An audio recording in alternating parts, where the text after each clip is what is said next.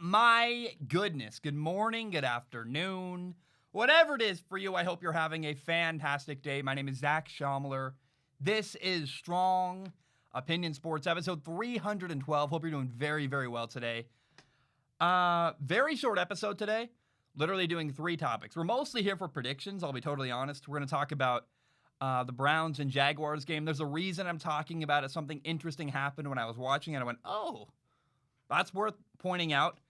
We're also going to talk about what I got wrong last week during week 12. We'll do some predictions for this weekend, NFL week 13. I also want to just give a shout out, man. There's some really good stuff going on this weekend. Things that you should be aware of. We got BYU playing Coastal Carolina. That's number 13 BYU playing number 18 Coastal Carolina at Coastal Carolina. By the way, there's a cool story, not worth telling on this episode, but I'll do it when I do the full game breakdown about how BYU even made that game happen. Number 12 Indiana's playing at number 16 Wisconsin. That'll be really fun. There's even a college football game literally on Sunday where you have Washington State at number 20 USC. My 2 favorite quarterbacks in the Pac-12 are playing. Jaden DeLora against USC's quarterback Keaton Slovis. Should be a blast. I'm excited to watch that game at some point. And then also, for you F1 people out there, I got to say first of all, I made a mistake. Apparently, during my last F1 topic, I said Ferrari instead of Mercedes. I think I also, somehow I spelled Bahrain wrong. It's B-A-H and then the word rain. And I put an E for whatever reason at the end of Bahrain. I was tired. It was like minute 120 of an hour and 30-minute podcast. Like I was at the end of a show. I screwed up. I'm wrong. But I want to say, this weekend in F1, the Sakir Grand Prix is happening. Lewis Hamilton is not racing. He got COVID. And replacing him with Mercedes is going to be George Russell coming over from Williams. So if you ever thought, man, what would it look like if George Russell drove an actually decent car? We're going to see him in probably the best car in F1. That'll be really fun, really exciting to watch. So good stuff is happening this weekend. And I'm also, after this episode uploads, literally like the minute it's out, the minute I click publish on the video and the podcast version, I'm going to be driving 7 hours north. I'm going to my grandma's house. Remember, my grandpa just died a couple weeks ago.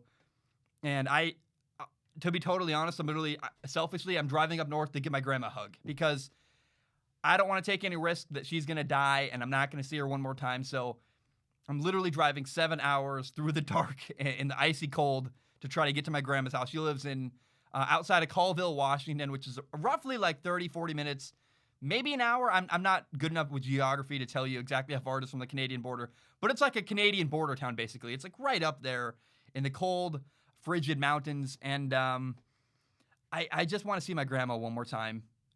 Just in case, right?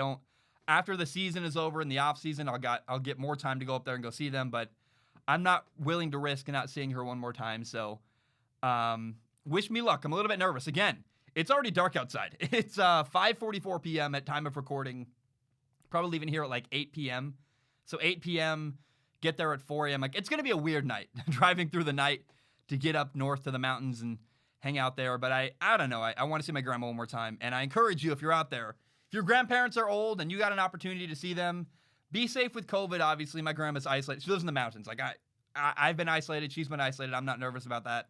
But I do encourage you, if you can, find a way to see your grandparents or find a way at least to call them and tell them you love them and talk to them one more time because you never know what's going to happen. So last week, the Browns beat the Jaguars 27-25.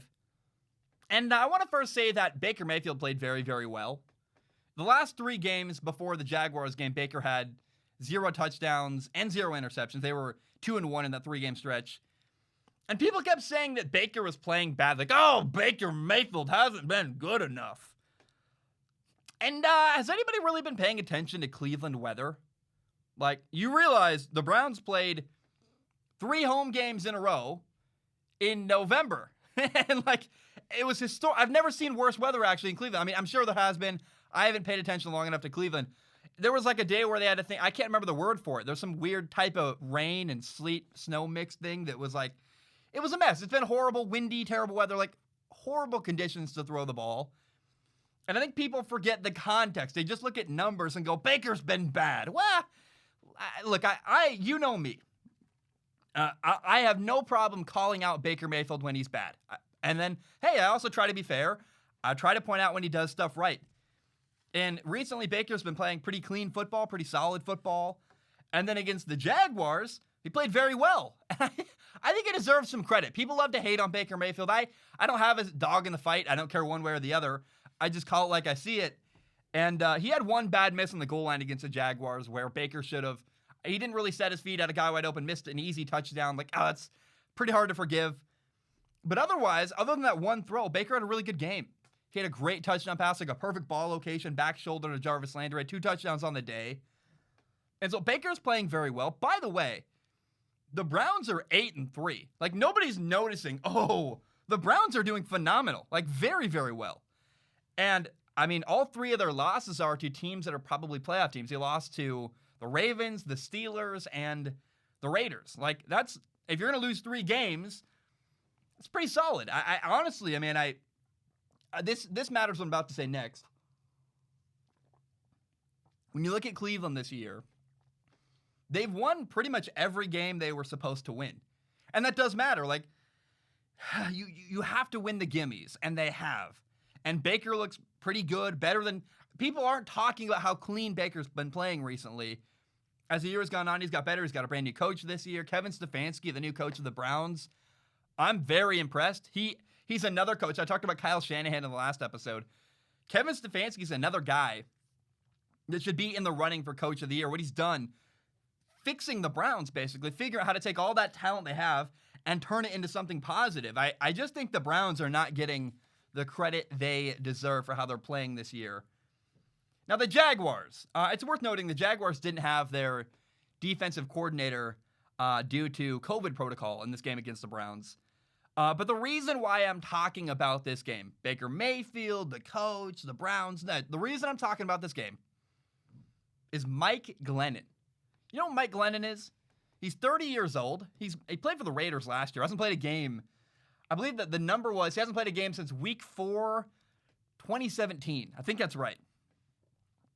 It's right. I know. Look, I pay attention. I know it's right. So last Sunday, Jaguars against the Browns, I watched the best performance I've seen by any Jaguars quarterback all year in 2020. And I went, what a pleasant delight. It was interesting. And this was a back and forth game. The Jaguars had the lead, then the Browns took the lead, then the Jaguars would fight back, then the Browns took the lead again, back and forth, trading blows with each other. And the reason why the Jaguars were even in this game against a really good, they were 7-3, they're 8-3 now, the Cleveland Browns. The reason why the Jaguars were even competitive in this game, Mike Glennon. What? Mike Glennon? And people know I love Gardner Minshew. Gardner Minshew, the person, the human being. I went to college with him. I like Gardner a lot. Unfortunately, despite my fandom, I like the human being Gardner Minshew. As a quarterback, he's very, very physically limited. It holds him back, and it's disappointing to watch. And when Gardner got hurt, they played a rookie quarterback. Jake Luton played. And he had a big arm. I was like, wow, arm talent's there. But he made bad decisions far too often for me to go, wow, that's the future of the Jaguars.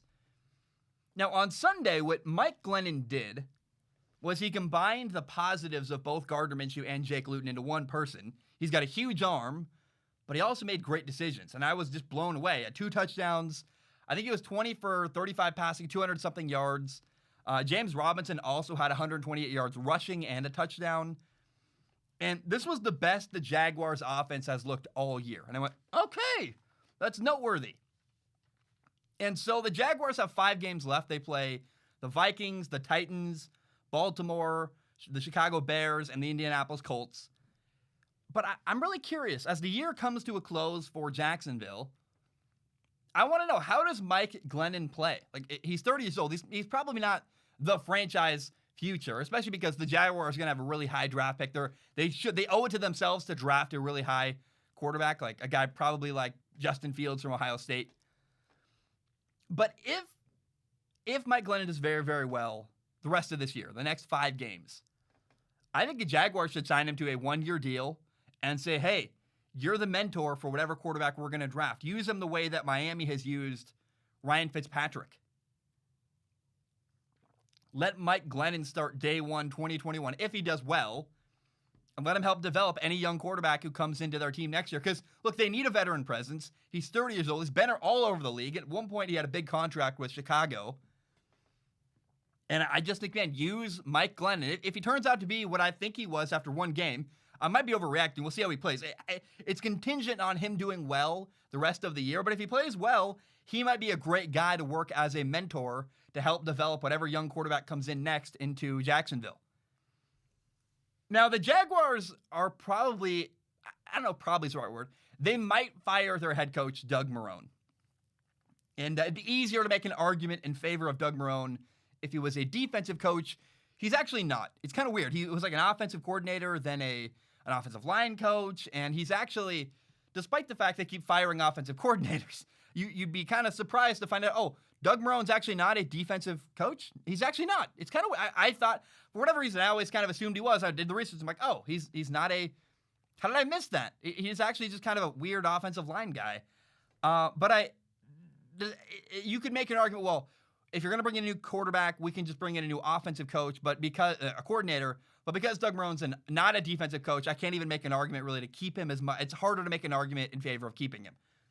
But I do want to give Doug Marrone a lot of credit. I don't know, his role is ambiguous. I don't know what he would do on another team. And I also know that it's weird to praise a coach who's got a 1-10 record. But you got to understand, Doug Marrone was given a nearly impossible task this year in 2020, where he's got the youngest team in the NFL. They didn't really have any kind of offseason program. They have a subpar quarterback, Gardner Minshew, who I like the person. I can admit his flaws as a quarterback and his shortcomings. Just physically, he's not really what you need for a franchise quarterback to elevate a team like a young, not very talented roster. Oh, yeah, by the way, Doug Marrone's been dealing with COVID. It's a lot to deal with, and he was really never set up to succeed. And the Jaguars were never destined to win a lot of games this year. In fact, I even thought they were tanking literally at one point. But I got to give Doug Marrone and his coaching staff, the people around him, credit where they've done a really good job developing the young players in Jacksonville. It just needs a shout out. You go, wow, to do what they're doing, you have to be a teacher. And you find a lot of people that know the game of football very well or can call a good game, but it's even harder. It takes a more specific skill set to take young players and teach them the game and develop them into players who can contribute on your roster. It's a lot easier to take a veteran who knows what they're doing than teach a 22-year-old kid how to play football. And the Jaguars have been fighting very, very hard. They've been competitive. Even in their losses this year, they've been very competitive and interesting to watch. And I want to remind people again, Doug Marrone has never had a good quarterback in Jacksonville. The dude once got to the AFC Championship with Blake Bortles as his quarterback. My two least favorite quarterbacks of all time, Blake Bortles, Mitchell Trubisky. He got there with Blake Bortles. I don't even know if Blake Bortles is in the NFL anymore. I think maybe he's like the Broncos backup quarterback.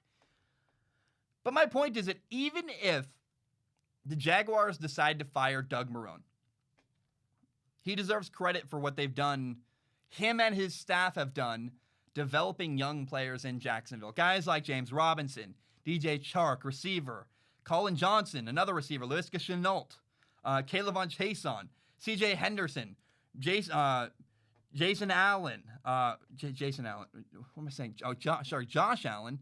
Jason. Why did my notes say Jason? That's so stupid. I'm like, that's not his name. Josh, he's got the same name as a quarterback. Josh Allen. CJ Henderson, Sidney Jones, Andrew Wingard, the safety, Trey Henderson, another safety, Josh Jones. Like, these are young players who the Jacksonville Jaguars have done a great job. Look at how young their roster is. And then the names making plays, you go, that kid's 22, he's 24, he's 23. You're like, oh my, he's in his second year in the NFL. You're like, what the heck is going on? The Jaguars are developing young talent, and it's hard to do. And I think it deserves a shout out, in my opinion, where I think despite the fact that they're 1-10, they've lost a lot of games, they're probably going to continue to lose games. Maybe, maybe not. I mean, we'll see what Mike Glennon can do at quarterback. But the Jaguars staff has done a lot more than people realize. And I just think that it's disappointing that they're not going to get recognized. They're probably all going to get fired. And it's like, man, like, they've done such a good job teaching the young players how to make plays and how to become impact players. And the progress the Jaguars have made from week 1, I guess they beat the Colts week 1, week 2, and on. They've just gotten stronger and more competitive as the year's gone on. And younger players are making a name for themselves, even despite injuries and COVID and this and that. And I would totally understand if the Jaguars said, hey, we're going to fire our head coach. We're going to bring in a guy who knows offense very well. We'll get a young core. Like, they might hire a guy like Eric Bieniemy, the offensive coordinator from Kansas City, say, we're going to pair this great offensive coordinator with a young quarterback like Justin Fields. I get it. I totally understand that philosophy. But if the Jaguars do fire Doug Marrone, I hope he gets another job in the NFL. I don't know what he would do. He's kind of got a weird, ambiguous role where maybe an offensive line coach. He's done that job before. But he's a solid teacher of the game. Him, and then also his coaching staff below him. And it just, again, the skill set to teach and develop young players is a rare one. And I just want to give Doug Marrone a shot. Like, he's done a good job. And I know you're like, but they're losing every game. I know. But if you just look at the losses the Jaguars have and don't look at the full picture and how they've done and who's playing and who's making plays, it's oversimplified of a take to say, well, they're losing, they suck. Well, they're losing because they're the youngest team in the NFL. They were always going to lose. But I just walk away going, they got young players making plays all over the place. And to do that, to have a guy, they're just developing people. And I go, that's a skill set that's unique and deserves some respect. So shout out to Doug Marrone, done a great job. I don't know that he keeps his job, but I really walk away impressed with him and how he's done this year in 2020. Okay, let's go back to last week, NFL Week 12. I call this predictions versus reality. I kind of compare the predictions I made against the reality of what happened. Basically, I love to talk about what I get wrong. And then occasionally I go, hey, I nailed this one, and I talk about that too. So we'll start with the Raiders and the Falcons because this is the worst prediction I made last week. Going into the game, was very, very certain. I thought the Falcons had no chance to win this game. I was certain the Raiders would win.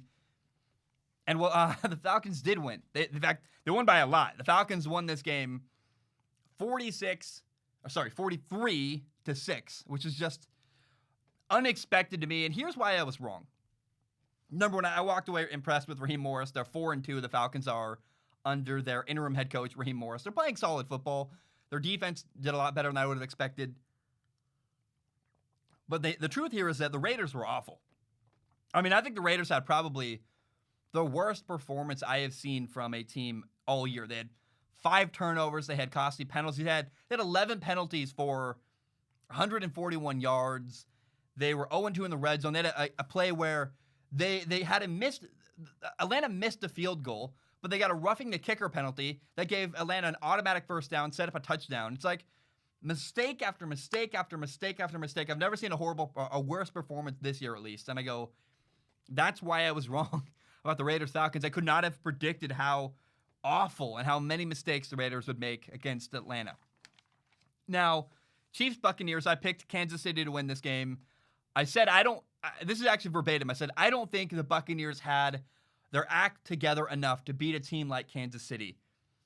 And I nailed it. The Chiefs won 27-24. And the Buccaneers, again, they made too many mistakes to beat a team like Kansas City. But they are making progress. And I would warn people, as you look ahead to the playoffs, the firepower the Buccaneers have makes them dangerous. And if they figure things out, which it seems like slowly but surely they are, pay attention to Tampa Bay.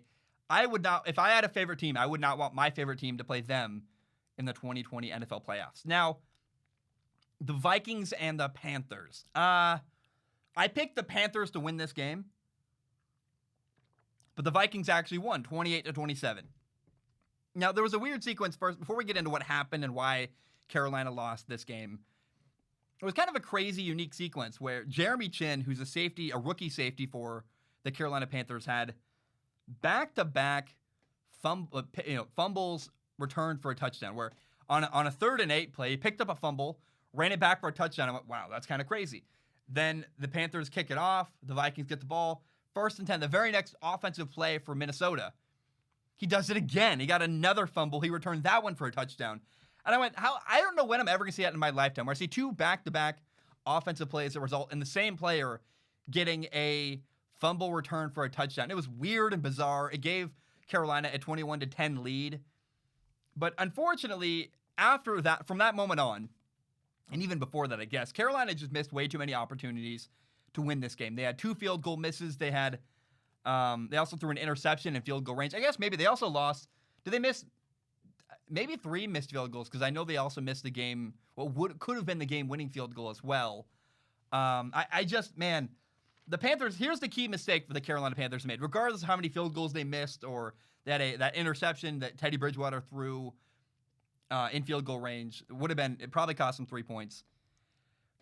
The key mistake, and I love the Carolina Panthers head coach, Matt Rule. I'm on board with him. I think it works. Give them time. I said give Carolina 5 years, because that's how long it might take. But if you do it, man, Matt Rule could give you something very, very special.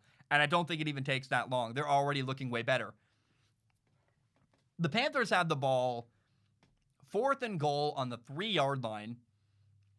And by the way, already a 3-point lead with, 2 minutes and 10 seconds left, something really short like that. And instead of going for the touchdown on 4th and goal from the 3, they kicked a field goal. They took a 6-point lead and gave the ball back to Minnesota. And I didn't understand it. It was frustrating to watch, because in my head you go, man, go for the touchdown. If you don't get it, well, you still have a 3-point lead, and you're making Minnesota drive all the way down the field to score a touchdown, or at least way farther to kick a field goal. But also, man, if you get the touchdown, you're up 10 points with no time left. You win the game. You want a touchdown there. And for whatever reason, Matt Rule settled for a field goal. I don't know if they're an analytical team in Carolina. Maybe the analytics told them that was right, but I don't even know how that's possible, because a 6-point lead is unhelpful. What it does is it forced Minnesota to drive. It forced Minnesota to go get a touchdown, be more aggressive, and try for a touchdown, rather than settling for a field goal, which would have tied the game. But I don't understand how a 6-point lead late helps you when you could have had a touchdown, or at least attempted to go get the touchdown. I never understood that. It was weird. It made no sense to me. And so I didn't understand the thought process there, why Matt Rule didn't go for it to try to get a touchdown on 4th and goal from the 3-yard line at the very, very end of the game, inside of 2 minutes. I was just like, what? Why? Didn't understand that move.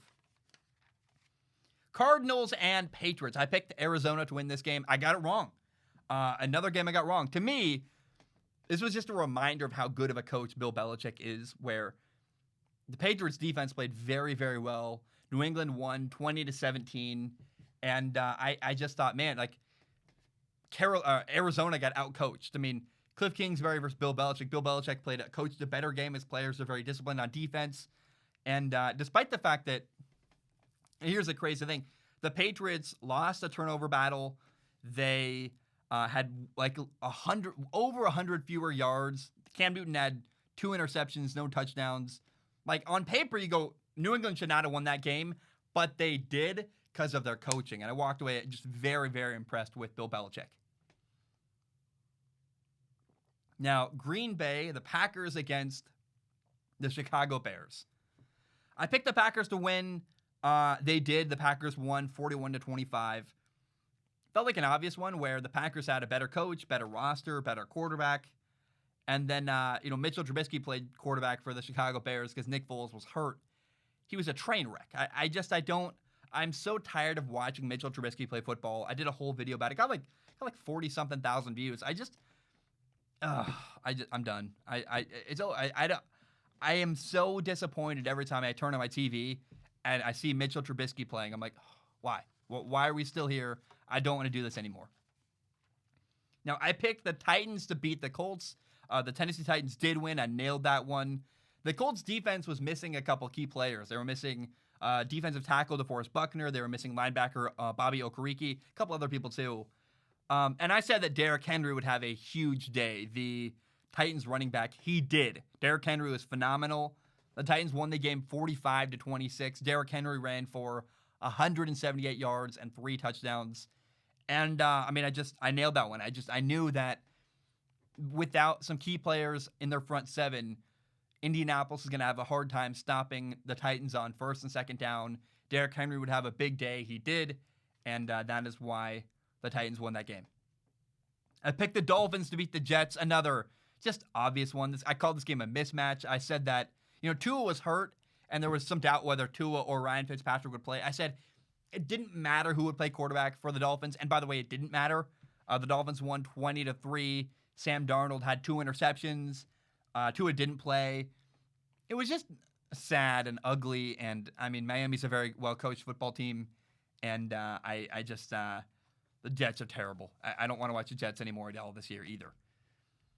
The 49ers and the Rams. I picked the Rams to win. Got it wrong. I walked away very impressed with the 49ers. The 49ers beat the Rams 23-20. They had a last-second field goal. Nick Mullins, the backup quarterback, who I'm starting to think, despite the fact he's not great, I still think Nick Mullins is better than Jimmy Garoppolo. He had a last-second field goal drive to give them the game-winning field goal, I guess. And, think about this. A 49ers team that's been destroyed by injuries. They got a ton of backups playing.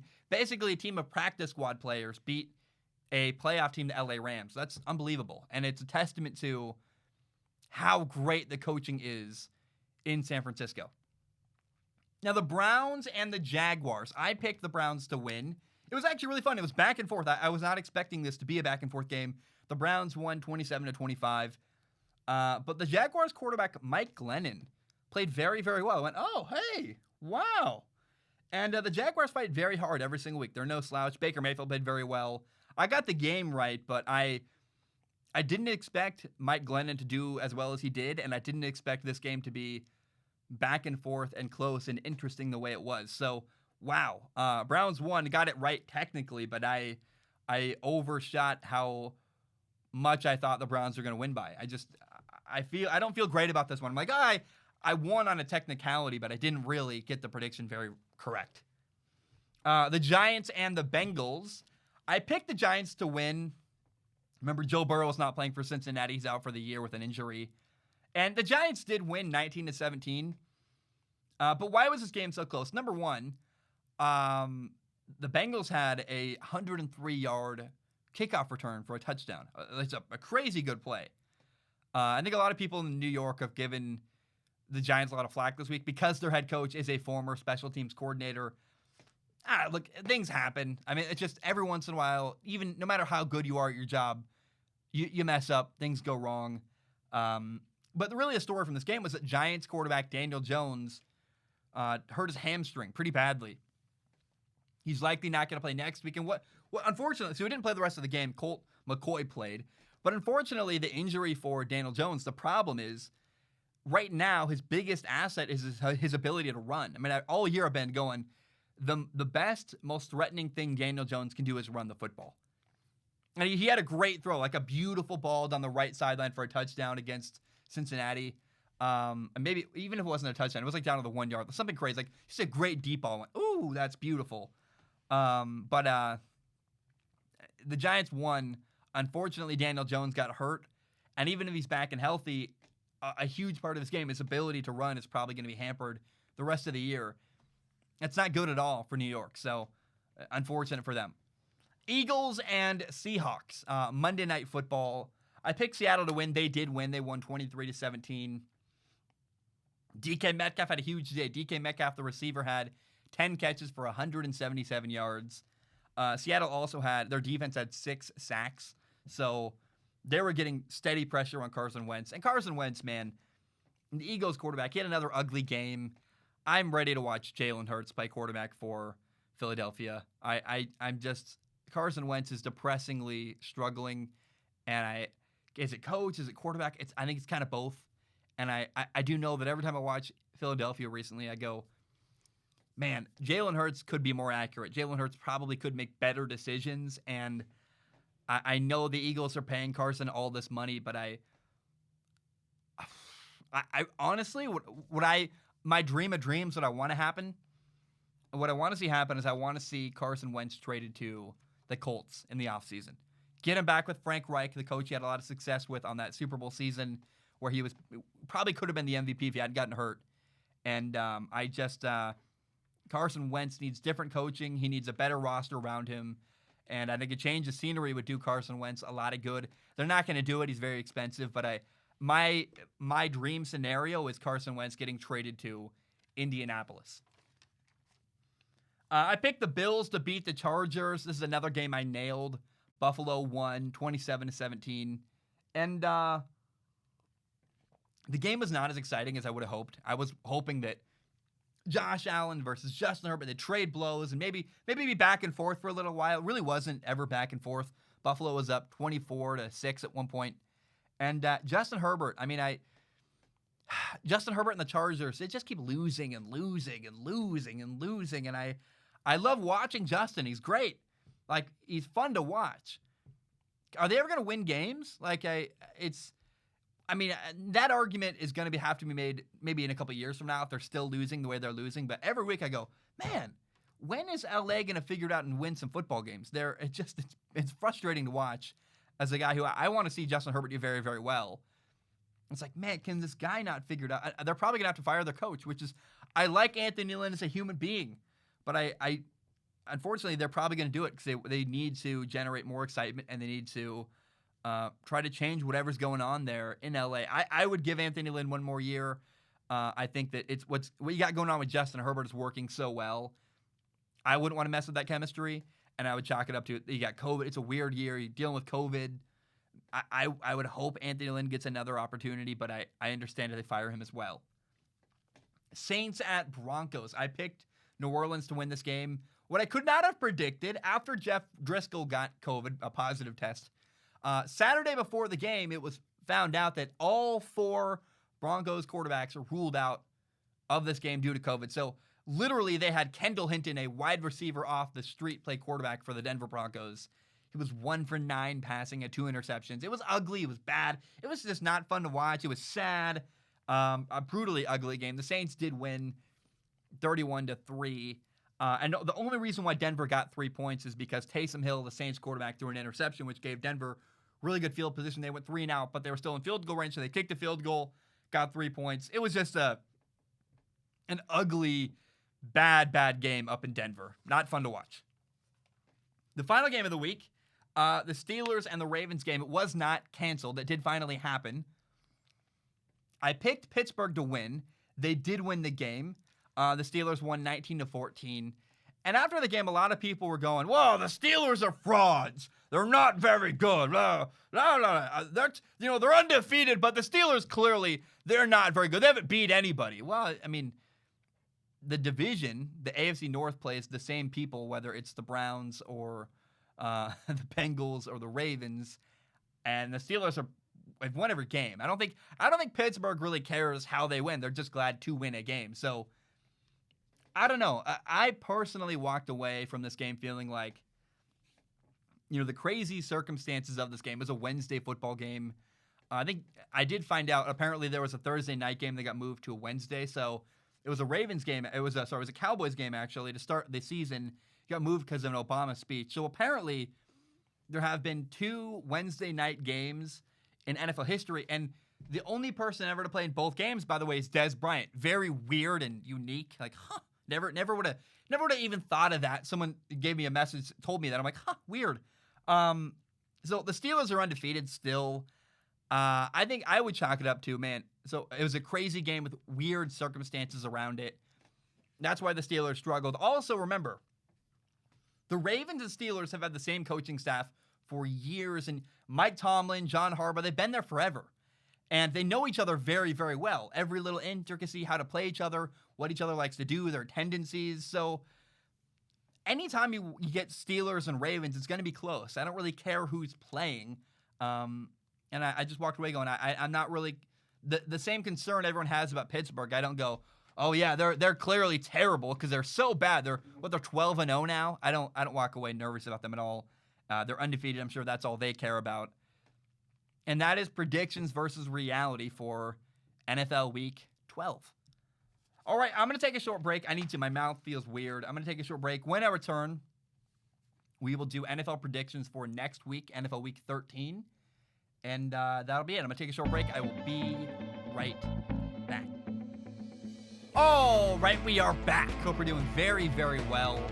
NFL Week 13 is here. It's time to do some NFL predictions. It's tough, though, because it feels like COVID can change anything on a dime. So take this episode as a time capsule. You never, like, tomorrow we could find out that the entire Patriots team has COVID and nobody can play. Like, I don't know what's going to happen tomorrow. I know what's going to happen right now. And so far there's a bunch of games scheduled, and we know some people are missing from COVID, but we'll do the best we can. And if something changes by tomorrow, I hope you don't hate on me. The first game I want to start with is the Saints at the Falcons. This is a prove-it game for the Saints backup quarterback Taysom Hill. Personally, I am picking Atlanta to win this game because the Falcons are 4-2, by the way, under their interim head coach, Raheem Morris. They're playing very, very well. They just beat the tar out of the Raiders. And not to mention, 2 weeks ago, the Saints played the Falcons again. So it is really, really hard to beat any team twice in a 3-week span.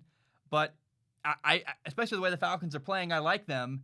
And I haven't been super impressed with Taysom Hill. So I am picking the Falcons to win this game. And even if I'm wrong, it'll be really fun to talk about what happens. And maybe Taysom Hill goes off and has like 30 touchdowns. I don't know what's going to happen.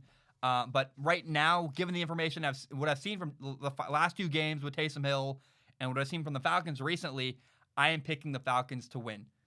The Bengals at the Dolphins, this feels like an easy one. The Dolphins are a much better team. The Bengals do not have Joe Burrow. Therefore, I am picking the Dolphins to win on Sunday. Raiders-Jets, another easy one.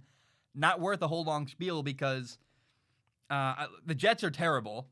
Now, the Raiders were also awful last week in Atlanta. So maybe the East Coast thing they really struggle with. But I would say if I could pick a single team in the NFL for the Raiders to try to have a tune-up game to come back from a game against, I would pick, hey, you want to play the Jets? Because maybe you can rebound and play better against the Jets, and that's exactly who they're playing. So it's a great opportunity against the worst team in football for the Raiders to clean things up. I'm picking the Raiders to win this game. They should win.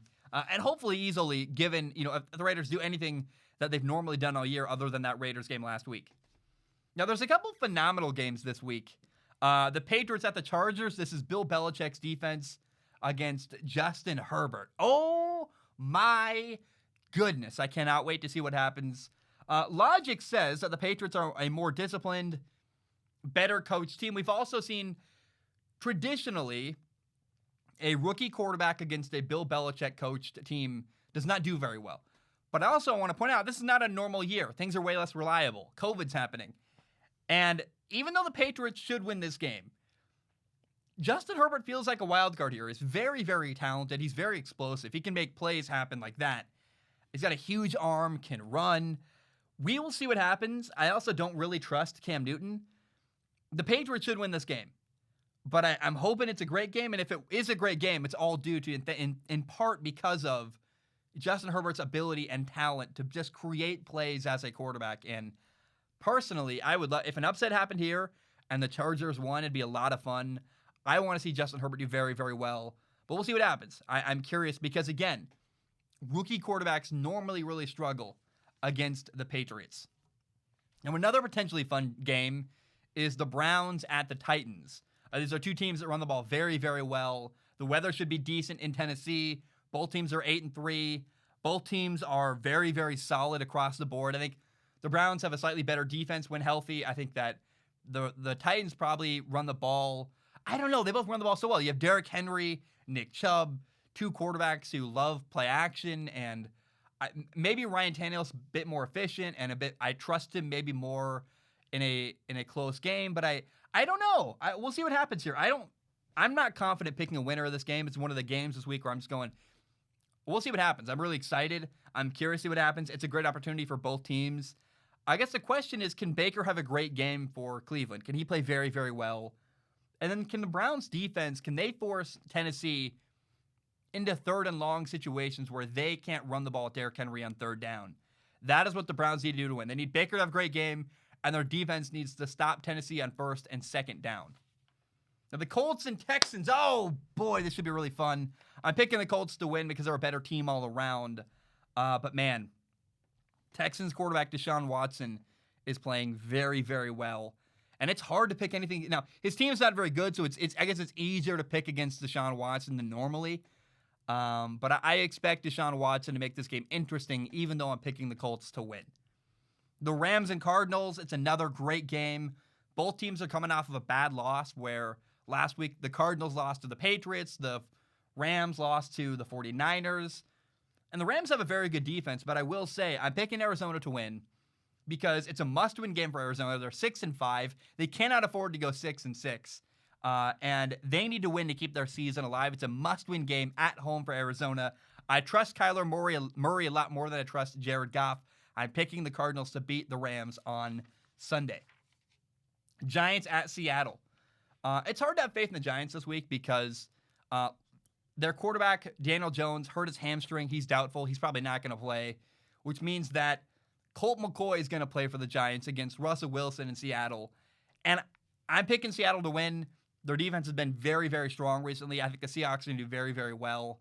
And I like the Giants. I think they've made progress this year. Joe Judge, his team looks well coached. I mean, I have been impressed with Joe Judge, how he's done this year. But I just go, Seattle's a better team with their quarterback. It's easy to pick Seattle here.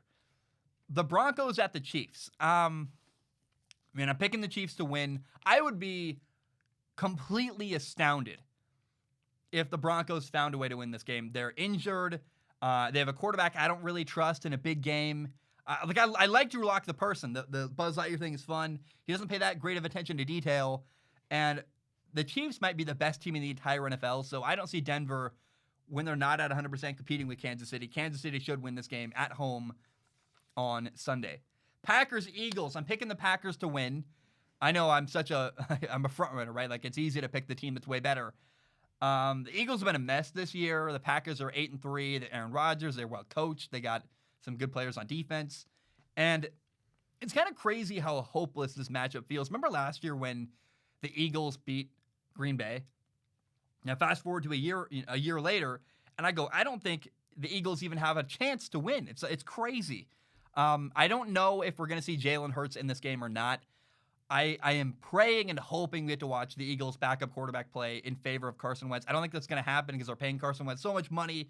Politics matter here, but I want to watch Jalen Hurts. I think he'd run the offense better. We'll see what happens, but it's probably going to be Carson Wentz all the way and another bad loss for Philadelphia. The Lions and the Bears. I'm picking the Lions to win because I am petty. I am a petty human being. I am biased. I own it. I don't care. My show is Strong Opinion Sports. Here's a strong opinion. I refuse to put any faith into a team that has Mitchell Trubisky as their quarterback. I can't do it. I refuse. I don't want to watch Trubisky play ever again. And the Lions are decent, right? Like, I know they fired their coach, but come on, they can win. And I do know that I said this line all year about Detroit. If you give them an opportunity, they will beat you. They're not the worst team in football. They're not the Jets or they're not even as bad as the Jaguars. So I know that the Lions fired their coach, and it's like, well, of course you should pick Chicago. Do you trust Trubisky? You really trust Mitchell Trubisky? I know he actually had a game earlier this year where he had a great fourth quarter against the Lions, if I do believe. But I don't have any faith that Trubisky's going to beat the Lions. And even if he does, I am not putting any faith into a team led by Mitchell Trubisky. There are two Monday Night Football games. Number one, you have Washington at the Steelers in Pittsburgh. I'm picking the Steelers to win this game.